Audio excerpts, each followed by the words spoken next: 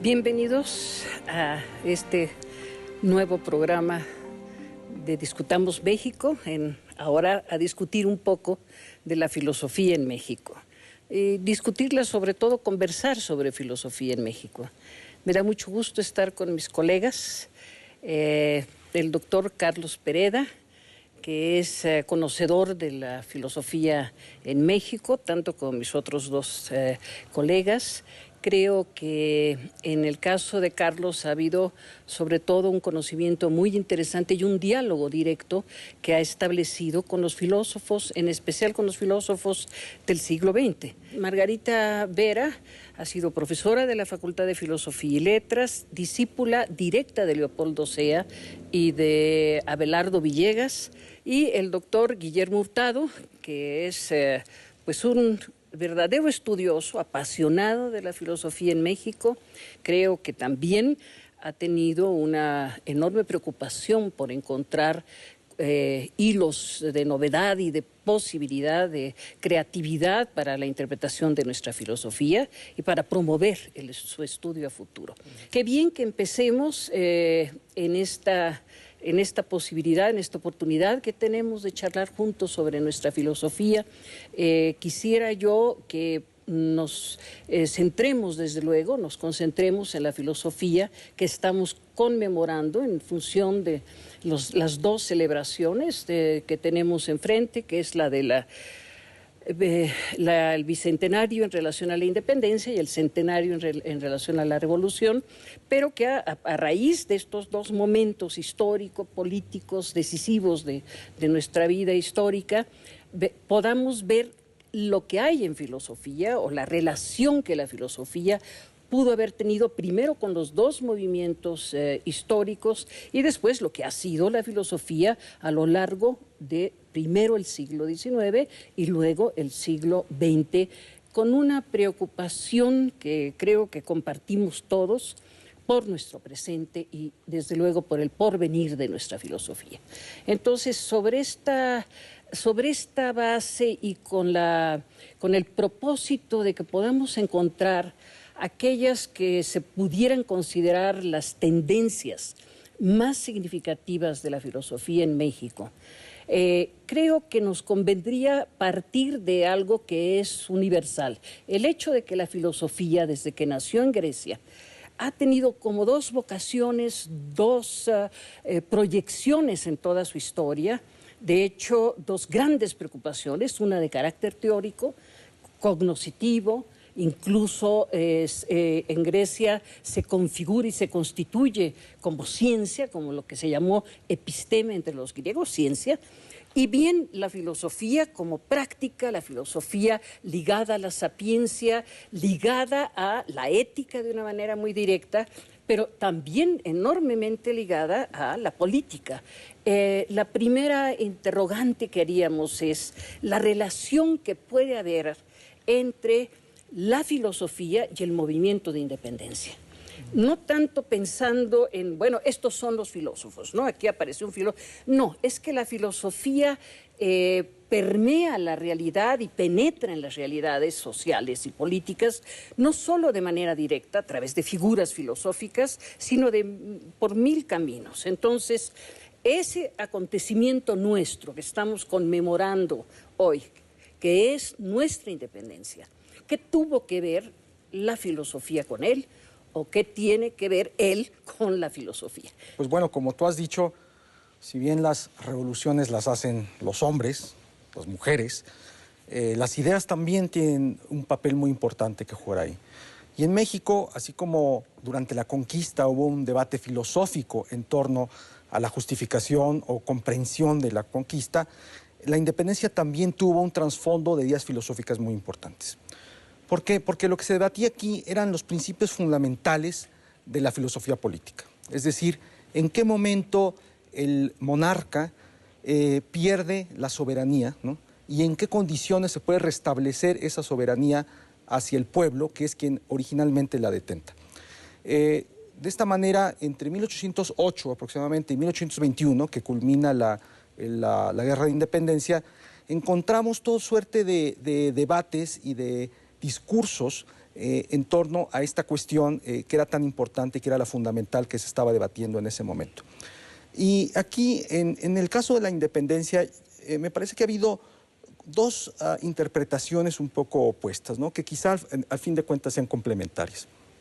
Una es que la ideología dominante o que influyó más a los independentistas fue la filosofía de la Ilustración francesa, ¿no? O sea que, de algún modo, el pensamiento político-filosófico de la Revolución Francesa influye en los independentistas mexicanos para llevar a cabo su guerra. Hay otra interpretación que afirma que no fueron tanto las ideas francesas ilustradas, sino ideas que procedían de la propia tradición hispánica, ¿no? El legalismo español, la escuela de Salamanca y la propia filosofía escolástica que se estudiaba en aquel entonces en nuestros países, de donde sacaron los independentistas, tanto los intelectuales como los propios actores, aquellas ideas que llevaron a pensar, ¿no? A concebir la posibilidad de que México se separara de España. Margarita, ¿tú estarías de acuerdo en esta doble interpretación o te inclinarías tú más por una de las dos posibles interpretaciones o tendrías otra manera de enfocar el problema, ¿no? Antes, a mí me gustaría hacer una aclaración que va a sustentarse, o por lo menos yo la voy a sustentar, a lo largo de esta conversación. Y es la idea de que la filosofía siempre ha acompañado a México. A lo largo de toda su historia, de muy diversas maneras, que la filosofía ha estado imbricada con los grandes problemas del país, sean estos la búsqueda de un régimen constitucional, sean estos los relativos a cómo educar al hombre, etc. Esa es mi primera tesis. La filosofía es parte de la historia de México.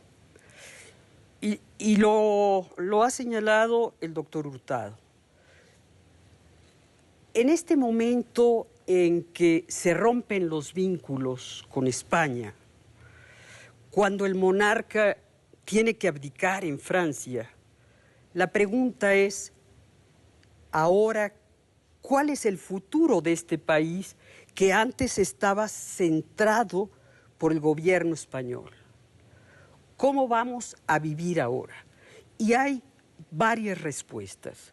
Sin duda, esta tradición de la Ilustración, específicamente Rousseau, la soberanía recae en el pueblo de manera directa.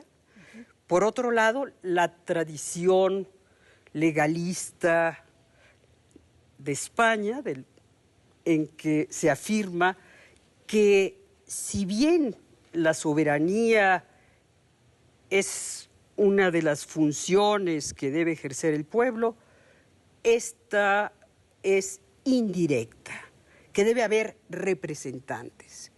Y entonces tenemos toda esta expresión de legalismo, de la necesidad de configurar leyes, la referencia a los pactos que se hicieron entre los monarcas y los americanos, que era la denominación que para entonces se daba a esta parte del mundo. E incluso hay una vuelta a las ideas medievales, a Alfonso el Sabio, a las leyes de Indias, todo esto para buscar qué vamos a hacer ahora que el monarca está preso, que ya no están las líneas, las ligas de poder que se habían establecido. Y por supuesto, Rousseau también va a ser un elemento central.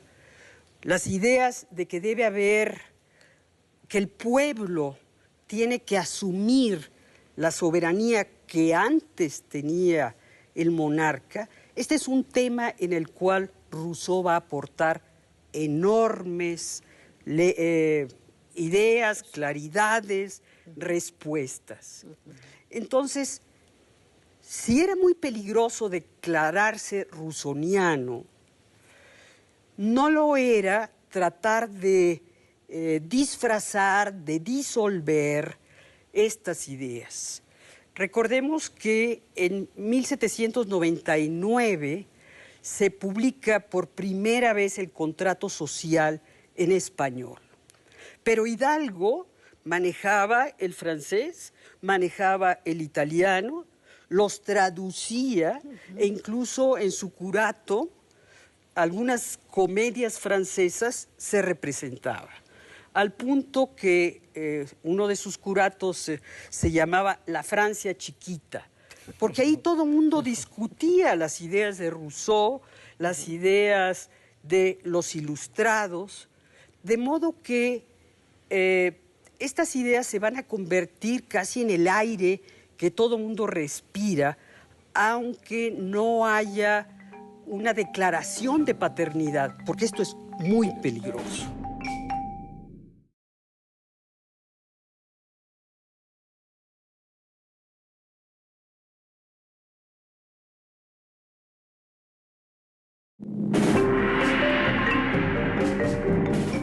Recordemos que en 1799 se publica por primera vez el contrato social en español.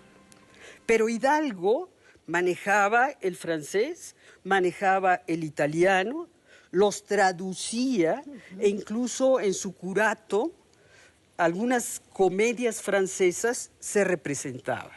De modo que estas ideas se van a convertir casi en el aire que todo el mundo respira, aunque no haya una declaración de paternidad, porque esto es muy peligroso. Pero esto quiere decir que entonces tú te pronunciarías mucho más en relación a las dos líneas de interpretación de las que hablaba Memo antes, tú te pronunciarías más a que la influencia más significativa viene por el lado, sí, de que la independencia recibe todo este aire de los tiempos, toda esta forma de estas conexiones de sentido de la historia. Yo creo que hay que establecer periodos. Ajá. Y énfasis. Sin duda, Hidalgo, Talamantes, licenciado Verdad, toda esta corriente va a ser, digamos, la sección más conservadora del movimiento independentista y de sus vínculos con la filosofía francesa. Algunos de ellos van a abominar de Rousseau. Llegan a hablar no del contrato social, sino del contrato insocial, contrario a la sociedad. Entonces, Sí. Hidalgo va a estar en la corriente de los moderados, que va a vincularse más con la tradición hispánica pactista. Es decir, que hubo un pacto, que hubo un acuerdo entre el rey y los americanos. Pero hay otra vertiente que se vincula más con la Ilustración y particularmente con Rousseau, que es la vertiente del Congreso de Chilpancingo. Las ideas que se plasman en el Acta de Independencia, las ideas que se plasman en los sentimientos de la nación por parte de Morelos, son ideas rousseauianas. Muy bien. Además, yo creo que es muy notable, particularmente en el siglo XIX, que la preocupación central que tiene nuestro país pues no es una preocupación de ponerse a elucubrar teóricamente y a construir un sistema filosófico como pudo haber sido en otros lugares y en otros tiempos, como incluso pudiera llegar a serlo en nuestro propio país ya en el siglo XX.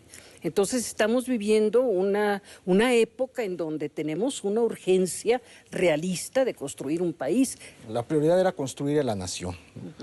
Y bueno, por esa razón también en algún momento los estudios de filosofía que se daban en la Real y Pontificia Universidad pues se dejan de dar porque los liberales clausuran esa universidad pensando que los conocimientos que se enseñaban ahí, los de la filosofía escolástica, no le servían al país para nada, ¿no?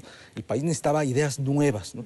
Ideas sobre todo constructivas, ¿no? Ideas que permitieran construir esa nación que estaba en debate. Y es ahí yo creo que donde el pensamiento del liberalismo juega un papel fundamental, ¿no? Porque después de la independencia, el pensamiento liberal, ¿no? La filosofía liberal, es la que podríamos decir forja una nación. Y la forja, claro, no sin resistencias muy grandes, ¿no? Resistencias muy grandes que se siguen también basando en pensamientos e ideas filosóficas que venían de la colonia, ¿no? Entonces, de algún modo, la guerra entre liberales y conservadores, que fue una guerra que se decidió en el campo militar, fue también una guerra de ideas. El tiempo que tenemos aquí es mucho más breve que el siglo XIX y el siglo XX, por tanto creo que voy a tener que empezar a dar algunos saltos mortales en el tiempo y el primer salto pues lo voy a dar a la revolución.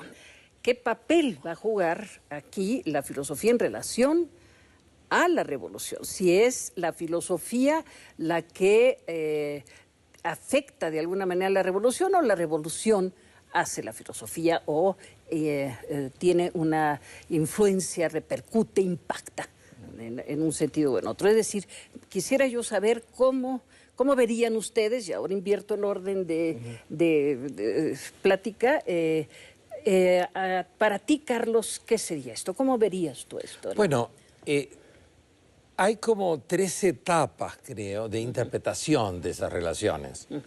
Hay una primera etapa donde se considera que, por ejemplo, los jóvenes del Ateneo, de la juventud, tienen una influencia central en el comienzo de la revolución, de que de alguna manera inspiran la revolución, directa o indirectamente.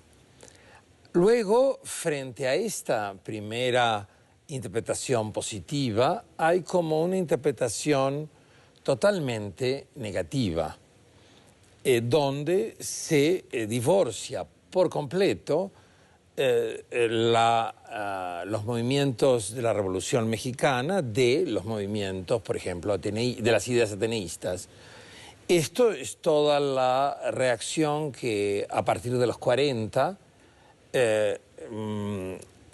escritores y pensadores como Monsiváis, por ejemplo, niegan que haya cualquier relación entre el Ateneo, por ejemplo, y los movimientos revolucionarios, que los movimientos revolucionarios fue algo mucho más espontáneo, más, en algún sentido, caótico que las propuestas de los ateneístas. En cambio, a mí me gustó mucho, y por eso aprovecho que aquí está Guillermo Hurtado, porque él, en un reciente artículo, trata de alguna manera, volver a defender esta presencia de la filosofía también en la revolución. Y lo que me parece interesante en este sentido de esta defensa es cómo la revolución, o a partir de la Revolución Mexicana, incluso hay cambios conceptuales, cómo se reconceptualiza de manera diferente, nada menos que el concepto de libertad. Vasconcelos, en alguna parte del Ulises criollo, un poco se sonríe de lo que en el porfiriato se consideraba libertad. y cómo los nuevos autores reconceptualizan totalmente y dan un nuevo contenido a, bueno, tú sabes, Juliana, uno de los conceptos centrales de la cultura humana, no solo de la cultura filosófica, como es el concepto de libertad. Mira, si hablamos de causalidad como una relación directa entre las ideas y la revolución, yo diría, no hubo tal relación. ¿Qué hubo, a mi modo de ver? ¿Qué hizo el Ateneo y qué hicieron otros autores, otras corrientes? Para eso me remito brevemente al positivismo. El positivismo, que es una derivación del liberalismo, había de alguna manera establecido vínculos con el gobierno de Díaz, al punto que alguno de los miembros de la generación porfiriana e incluso cercanos a Díaz forman un grupo, Unión Liberal, que dice que todos los problemas deben explicarse científicamente.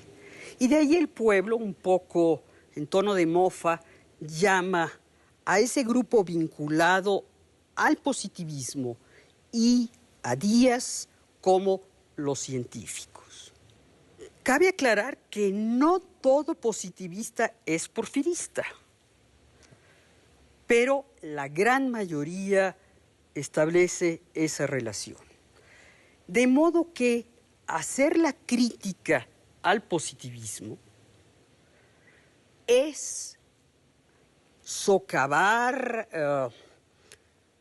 ir al fondo de la ideología que asume el porfiriato.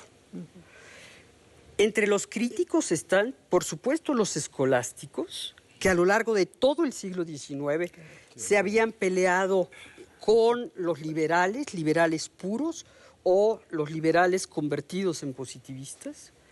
Están también los anarquistas, están los socialistas, están los espiritistas, que por ese momento era una corriente científica, ¿sí? E incluso le dicen al positivismo: nosotros somos científicos como ustedes, pero a ustedes les falta el fundamento humanista. Entonces proponen la superioridad del espiritismo. Madero mismo, ¿no? Y ahí Madero, es claro, donde se vincula esto con Madero. Madero, que también tiene un proyecto humanista, que tiene un proyecto, digamos, conservador dentro de la revolución, porque hay otra vertiente, la revolucionaria, que es la de los anarquistas tipo Flores Magón. Pero los Flores Magón dicen, si nosotros hablamos de anarquismo, todo el mundo se va a preocupar, todo el mundo va a pretender que nosotros estamos tratando de hacer cosas terribles, que vamos contra la iglesia, en fin. Entonces, no pasemos como anarquistas, digamos que somos liberales.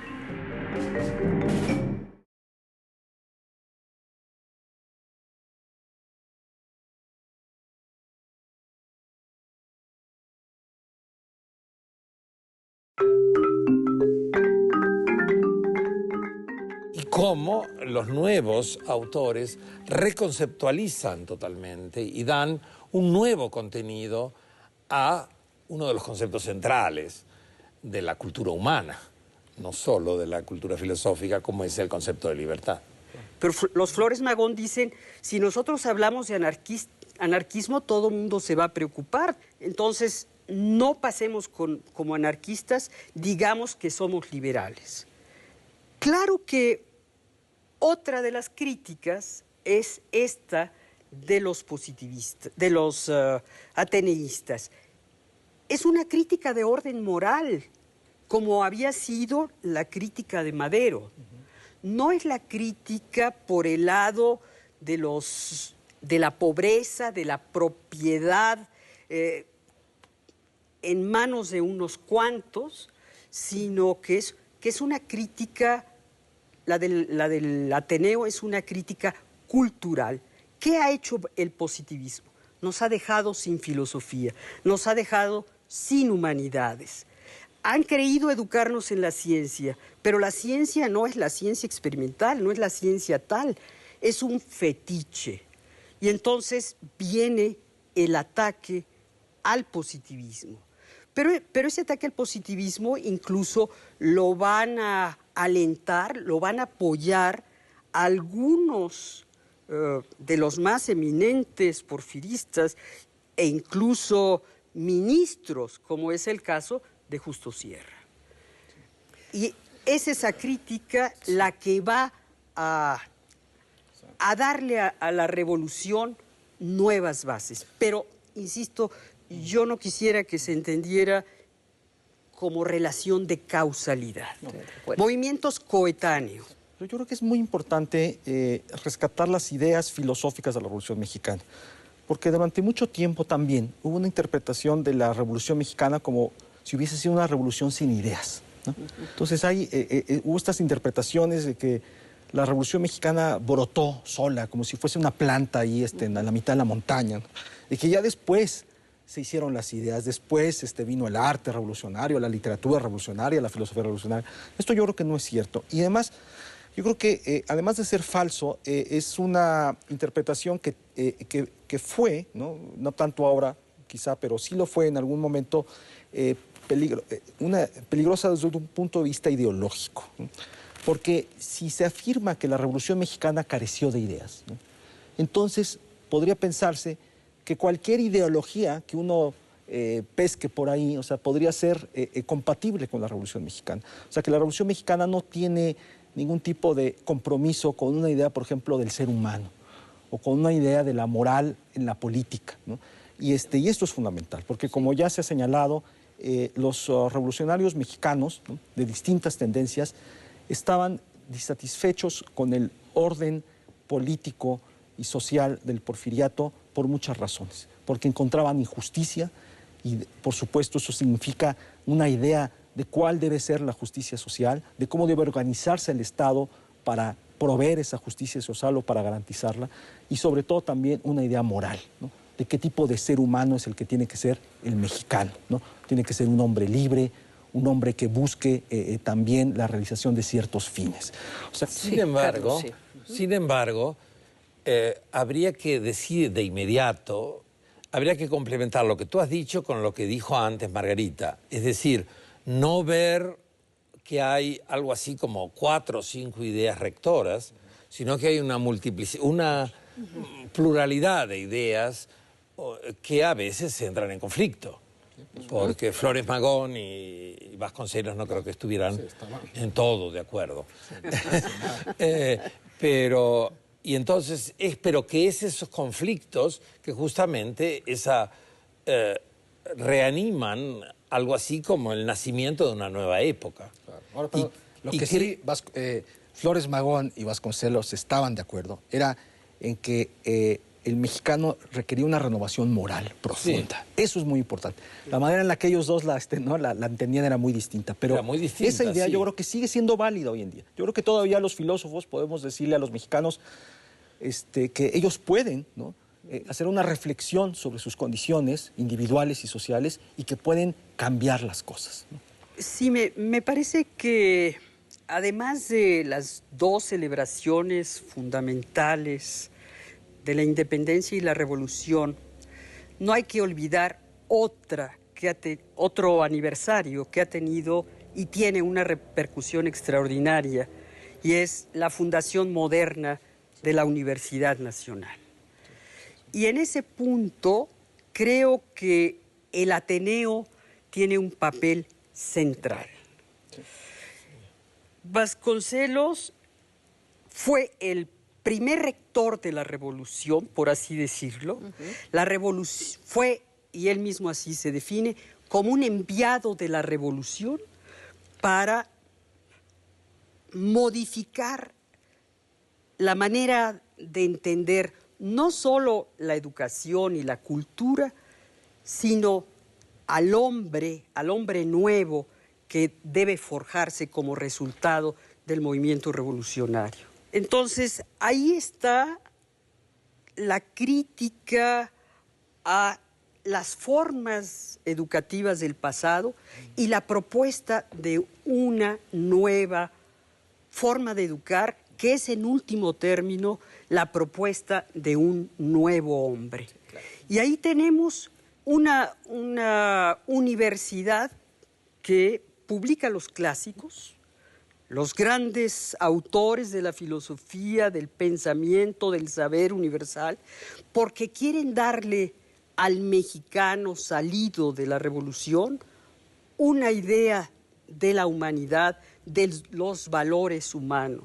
Entonces, esta es una celebración también, creo yo, del centenario de la Universidad Nacional. Carlos, tú, yo lo que quería insistir es que justamente a partir de este momento y dando uno de esos saltos de que tú hablabas, con la Universidad Nacional ya en pleno funcionamiento, creo que también podemos decir que la filosofía mexicana tiene otra etapa completamente diferente. Porque en este momento hay algo así como el comienzo de una profesionalización de la filosofía. Claro. La filosofía también se vuelve, sin dejar de tener el impacto público que tenía, también se vuelve, tiene esa otra deriva de que tú hablabas al comienzo, Juliana, la deriva teórica. Exacto. De pronto tenemos una filosofía que no está solo atenta a el diario ir y venir de los acontecimientos políticos, sino también una filosofía que se preocupa de los grandes temas teóricos que han preocupado siempre a la humanidad. Y adelante. En estos momentos quizás sea interesante ver que la filosofía ya estaba floreciendo en México con figuras como Vasconcelos y Caso, y Ramos, con el famoso libro Perfil del hombre y la cultura en México, pero de pronto recibe un movimiento que termina siendo fundamental para la filosofía mexicana, que es la llegada de los republicanos españoles, la llegada de los filósofos de la República.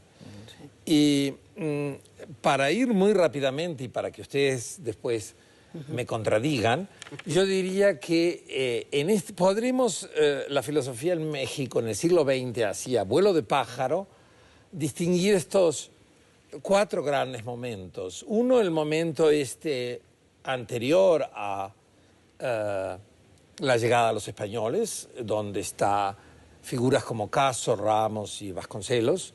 Luego, la importancia decisiva que tienen los refugiados españoles. Luego, un poco los discípulos mexicanos de todos estos refugiados españoles, que constituyen algo así como la filosofía mexicana propiamente dicha, que va de los años 50 a los 90. Y luego podríamos hacer una coda con lo que viene después.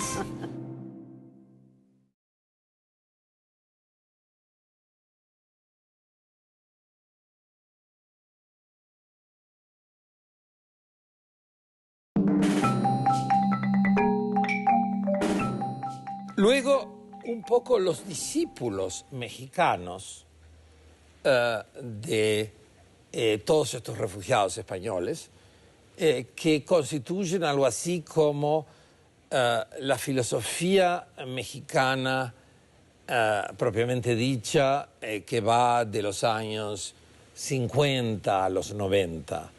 Y luego podríamos hacer una coda con lo que viene después. Bueno, dentro de esta corriente, no es una corriente, dentro de esta plataforma que es la filosofía académica mexicana que se origina, podemos decir, con la creación de la universidad. La universidad es el espacio donde puede florecer una filosofía en sentido moderno, como una disciplina universitaria. Y rigurosa. Y rigurosa, en fin, etcétera, ¿no? Claro. Laica, también es importante. Una de estas corrientes que se genera es la corriente de la filosofía de lo mexicano. Es decir, una filosofía que desde la academia, o sea, desde el rigor, desde el profesionalismo, trata de comprender lo que es México, el pasado de México y su presente. Esta corriente posteriormente se va transformando. De aquí surge la filosofía latinoamericanista que impulsa el propio CEA, ¿no? En la que el objeto de estudio es ya América Latina en su conjunto, y luego esto se amplía con la filosofía de la liberación, en la que la filosofía se convierte en una reflexión sobre las condiciones de opresión que hay en gran parte del mundo, y busca también tener como un efecto liberador, ¿no? O sea, busca ser una filosofía liberadora en un sentido político. Frente a estas corrientes también surgen otras corrientes de filosofía académica, como la fenomenología, el existencialismo, la analítica, el marxismo. Yo veo que a partir de los años, entre el 1950 y 2000, uno puede percibir que hay la geografía de la filosofía mexicana está como dividida en estos grupos, ¿no? Por un lado hay una tradición marxista importante, ¿no? Que se empieza a desarrollar después de los años 50, está la tradición mexicanista, latinoamericanista, liberacionista. Está, por otro lado, una tradición metafísica, fenomenológica, metafísica también importante, que se nutre de autores como Husserl o Heidegger, y también la cuarta corriente que yo diría que surge en ese momento es la de la filosofía analítica. Y de alguna manera la historia de la filosofía en la segunda mitad del siglo XX en México es la historia de los movimientos a veces tectónicos entre estas cuatro capas de la filosofía. Pero volviendo también a lo que tú decías, Carlos, y lo que podemos percibir de toda la historia de la filosofía en México a grandes rasgos, sin duda ha habido estas dos tendencias, estos dos grandes cauces. A veces han estado en pugna, muchas ocasiones. Claro. Cuando estamos hablando ya en la segunda mitad del siglo XX, pues es obvio que cuando coexisten el marxismo por un lado, la filosofía analítica por el otro, la filosofía mexicano-latinoamericanista por el otro, el residuo de la metafísica ya con Eduardo Nicol en un seminario trabajando con unos cuantos de nosotros, todo esto genera, pues parece ser un mosaico de diversidad que incluso podríamos decir es conflictiva. Yo creo que tenemos que aprender ya a reconocer que los contrastes, que las diferencias, que los conflictos incluso son el motor de la vida filosófica.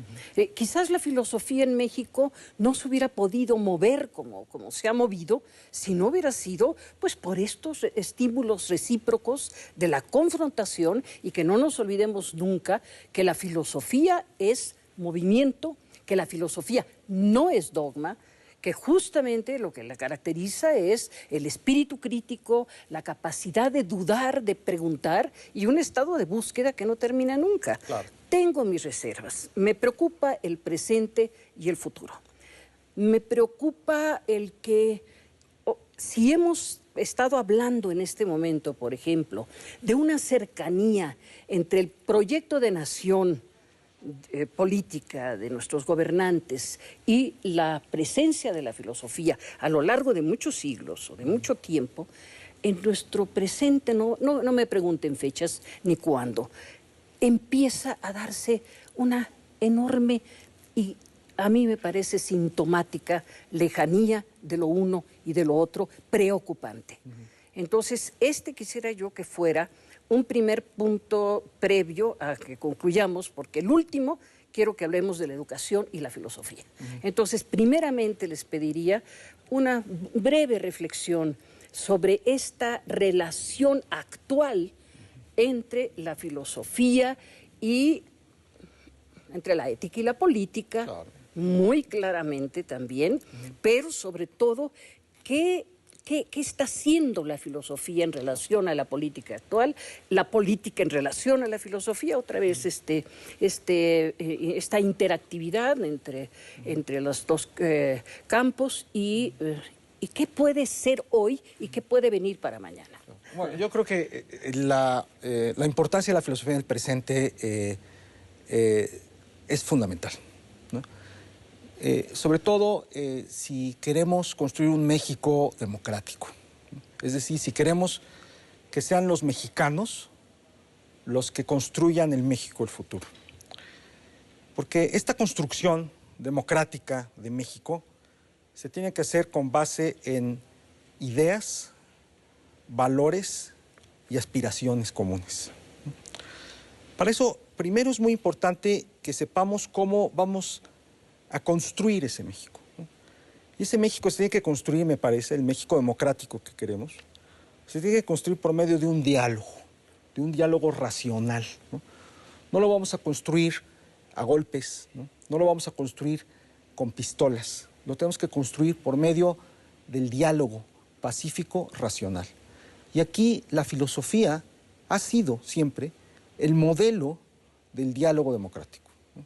Es un diálogo en el que se respeta al otro, en el que se escucha al otro, se toman en cuenta sus opiniones y sus razones. Y aquí sí, las ideas filosóficas, como ya hemos visto, son fundamentales. Porque lo que vamos a decidir es qué tipo de nación queremos, qué tipo de sociedad, qué tipo de Estado, qué tipo de relación entre sociedad y Estado, ¿no? Y todo esto supone una trama de ideas y de argumentos filosóficos que son fundamentales. Y esto lo tienen que hacer todos los mexicanos en su conjunto. No podemos ser los filósofos como especialistas, los únicos que participemos de esta manera en el debate. Lo que tenemos que ver, y aquí tocaría el tema de la educación, es que todos y cada uno de los mexicanos, de ser posible, pudieran ser capaces, ¿no?, de hacer uso de las herramientas conceptuales, ¿no?, que ofrece la filosofía y también de la trama de ideas, ¿no?, que la filosofía puede ofrecerles, para que los mexicanos de manera democrática pudiéramos construir ese México que tanto nos urge construir.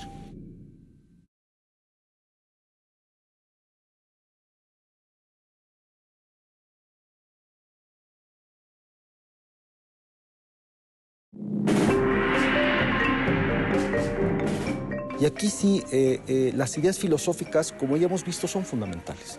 Porque lo que vamos a decidir es qué tipo de nación queremos, qué tipo de sociedad, qué tipo de Estado. No podemos ser los filósofos como especialistas, los únicos que participemos de esta manera en el debate, para que los mexicanos de manera democrática pudiéramos construir ese México que tanto nos urge construir. ¿Estás de acuerdo? Yo estoy totalmente de acuerdo. Incluso te iba a decir que tus dos preguntas en realidad eran una sola pregunta, porque la relación de la filosofía con la moral y la política no es una relación distinta que la relación de la filosofía con la educación. Y la educación a todos los niveles, y no olvidando que educar es siempre no solo transmitir conocimientos, sino educar el carácter, formar personas. Y eso es justamente lo que Guillermo decía. Formar personas, en último término, es formar un país, formar una nación. Me parecería extrañísimo que si desde el momento en que los españoles descubren América y se preguntan si los naturales que encuentran en las nuevas tierras tienen alma o no, y a lo largo de toda la historia de México, sus afanes, la filosofía estuviera presente y que ahora simplemente nos desconectáramos de esta íntima relación entre filosofía y sociedad. Yo creo que la filosofía tiene mucho que decir en cuanto a los valores, en cuanto a la democracia, a las relaciones del hombre con la naturaleza. ¿Qué ¿qué mexicano queremos formar? ¿Hacia dónde vamos? ¿Qué país? ¿Conforme a qué valores? Y la consecuencia o la acción inmediata de estos planteamientos tiene que ser la importancia de la formación filosófica. ¿Por qué nuestros niños ahora están tan alejados del mundo de valores? ¿Por qué nuestros niños, bueno, de los valores trascendentes, por así decirlo, en el sentido social, en el sentido laico? ¿Qué tenemos que hacer? ¿Qué hemos hecho mal como sociedad? O como filósofos. No solo, Sí, porque no tampoco solo, pero podemos ser también tan como petulantes, decir, nosotros somos los responsables del mundo y los males no terminarán hasta que los filósofos sean reyes y los reyes filósofos. No creo que por ahí vaya la cosa. Por ejemplo, a mí me gustaría que los niños de secundaria leyeran el Critón o el Deber como un texto central. Claro, hay muchas lecturas de este diálogo, pero ¿por qué no vamos a violentar la ley?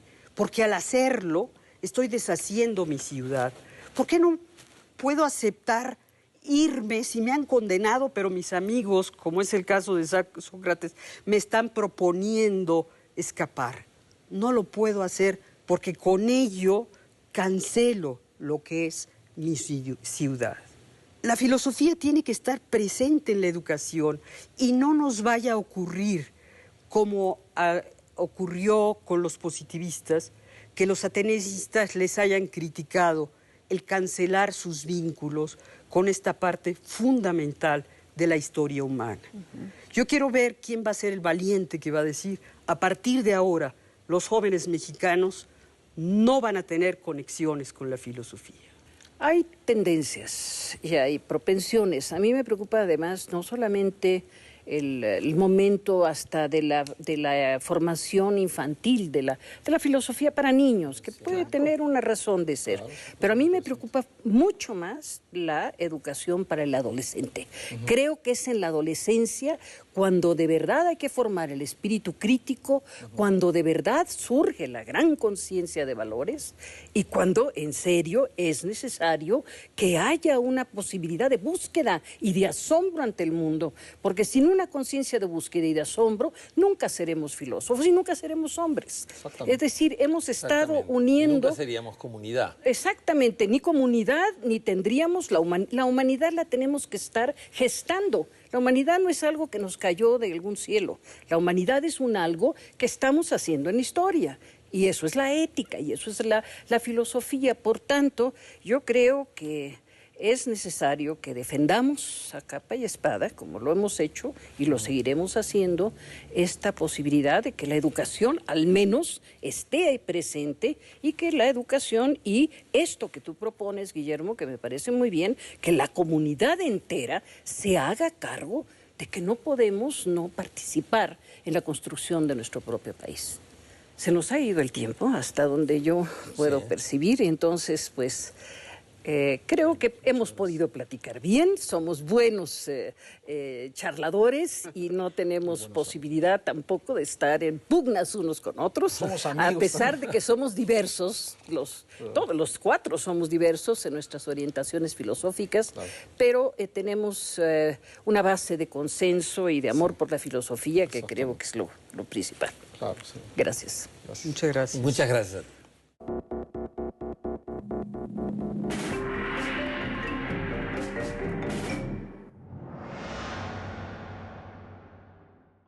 Afortunadamente, digamos, el nivel educativo ha subido, probablemente no al nivel que todos deseáramos, pero bueno, hay mucho menos analfabetismo que había en los 70s. Que hay una transformación cultural enorme que todavía no asimilamos. Tendemos a tener un discurso muy conservador respecto de México, es decir, todo está igual, siempre estará igual. Construimos adentro de nosotros muchos rencores, muchas distancias, muchas diferencias que imposibilitan desde mi punto de vista llegar a consensos. Y que eso depende de nuestra desconfianza con la autoridad y también yo diría tal vez es un déficit de nuestros líderes.